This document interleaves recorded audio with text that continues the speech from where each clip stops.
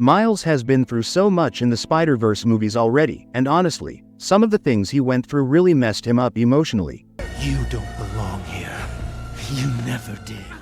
In this video, I'm going to walk you through all the most heartbreaking moments he's faced, those times that hit him hard and left a big impact on him inside. Let's jump right back to where it all started, Into the Spider-Verse. The very first really painful moment for Miles was when his universe's Peter Parker died. Peter wasn't just any Spider-Man to Miles, he looked up to him so much and admired everything about him. He saw Peter as a hero, someone strong and fearless, and the kind of person he wanted to be. So, watching him get killed was completely devastating.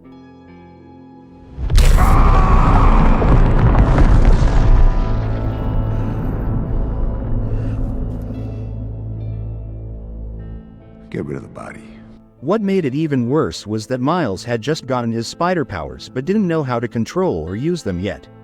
He was basically powerless at that moment, forced to watch his hero, the person he admired most, die right in front of his eyes without being able to do anything to help. That moment was heartbreaking and really shook Miles to his core. Then there's the second huge shock, which was also super heartbreaking. This is when Miles finds out that his Uncle Aaron is actually the Prowler. My uncle. Hey, where have you been? My Uncle Aaron, he's the Prowler. Hey, slow down. He works for Kingpin. He tried to kill me. That revelation hits him hard for so many reasons. Uncle Aaron was someone he loved a lot. Despite his dad's warnings about Aaron being a bad influence, Miles always enjoyed spending time with him. Uncle Aaron was like a fun, cool family member who really cared about him. So when Miles realizes that Aaron is the one wearing the Prowler mask, the person chasing him, trying to capture him, and even connected to the Kingpin, the very guy responsible for killing Spider-Man, it's a big emotional blow. To discover that someone he trusted so much was involved in all that danger and pain made Miles feel betrayed and crushed. The next really tough moment for Miles is the death of his uncle. This scene is super emotional because his uncle was about to kill him, but when he found out that the person behind the mask was actually his own nephew, he couldn't bring himself to go through with it. Instead of landing the final blow, he let Miles live. Sadly, this act of mercy didn't save him either. Right after, Kingpin shot and killed his uncle. Miles was powerless again, just like when his universe's Spider-Man died. Just keep going. Just keep going.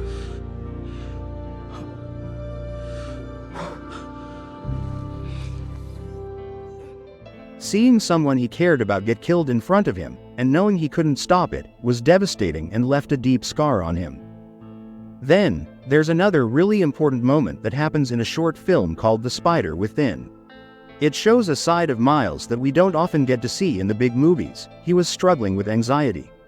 A lot of people probably assumed that once he became Spider-Man and things started to work out, his life would suddenly get easier and all his problems would go away. But that's not what happened at all. Miles was trying to juggle being a good son who met his parents' expectations and also the huge responsibilities that come with being Spider-Man. The pressure of balancing school, family, and his superhero role weighed heavily on him. This struggle led to anxiety and panic attacks, which made his journey even harder.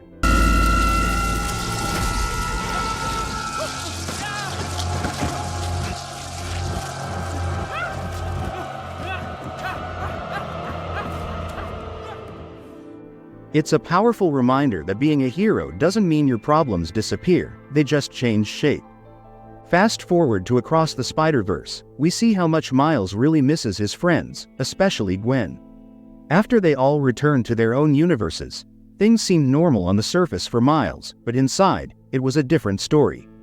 He constantly thought about them because they were the only ones who truly understood him. In his own universe, he felt kind of alone, like nobody really got what he was going through. His feelings for Gwen grew during her absence, and you can tell he couldn't get her off his mind. This shows up in little ways. He expressed his feelings through graffiti and sketches in his notebook. It wasn't just about missing his friends, it was about missing that connection, that understanding. Mom, Princeton has the best quantum researchers in the country. They're moving electrons across dimensional thresholds. I mean, they're studying dark matter. Yeah, I don't know what any of that means. I could help figure out how to travel to other dimensions. Yeah, okay. Oh, yeah, that sounds like a really good fake job. There are people out there who can literally teach me the things I want to learn. But they aren't all in Brooklyn. That makes everything that happens later in the film even more devastating. When Gwen came to visit Miles, something changed inside him. He felt like himself again. He felt alive and genuinely happy because he was with the girl he liked.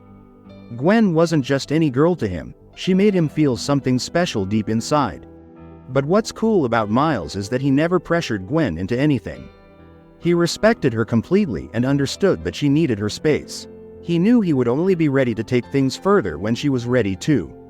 That's why at the clock tower, when he tried to hold her hand and she mentioned that historically, the relationship between Gwen Stacy and Spider-Man doesn't end well, he didn't push it.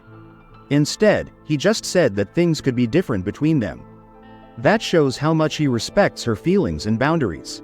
Gwen is someone who inspires him and means a lot to him emotionally. So, when she had to leave, it broke his heart.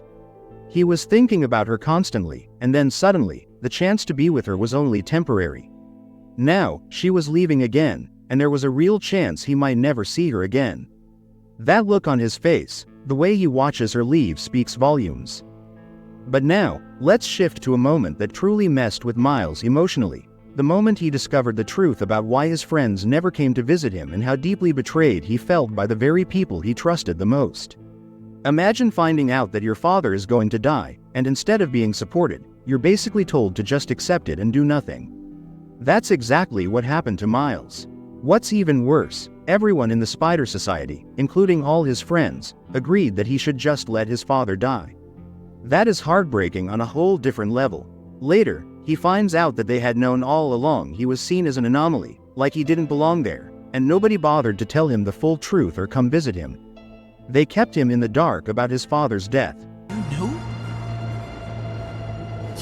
You all knew? I didn't know how to tell you. That's why you never came to see me.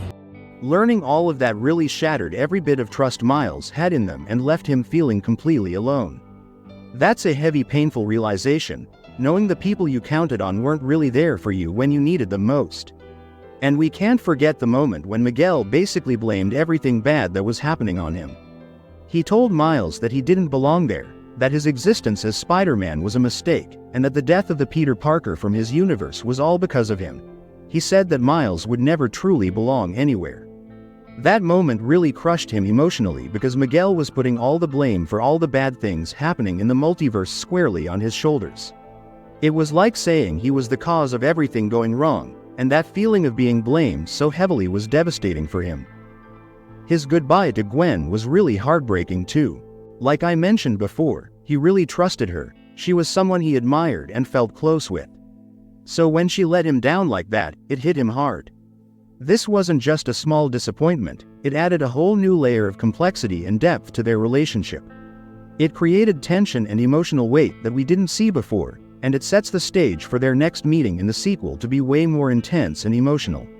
Even though they still care about each other, that feeling of betrayal he experienced made everything more complicated and painful.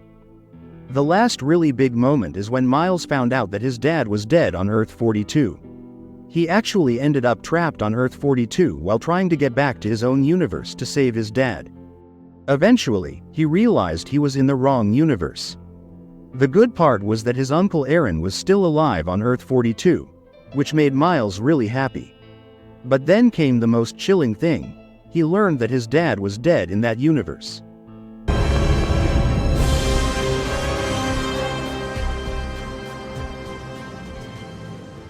There was also another Miles on Earth 42 who never became Spider-Man. That's because the spider that was supposed to bite him was actually brought to our Miles's universe, where it bit him instead and gave him the powers. This is why Miles is treated as an anomaly, because the spider that bit him wasn't from his original universe. The Earth 42 Miles ended up becoming the Prowler who works with Uncle Aaron, and that version of Miles didn't have his dad anymore.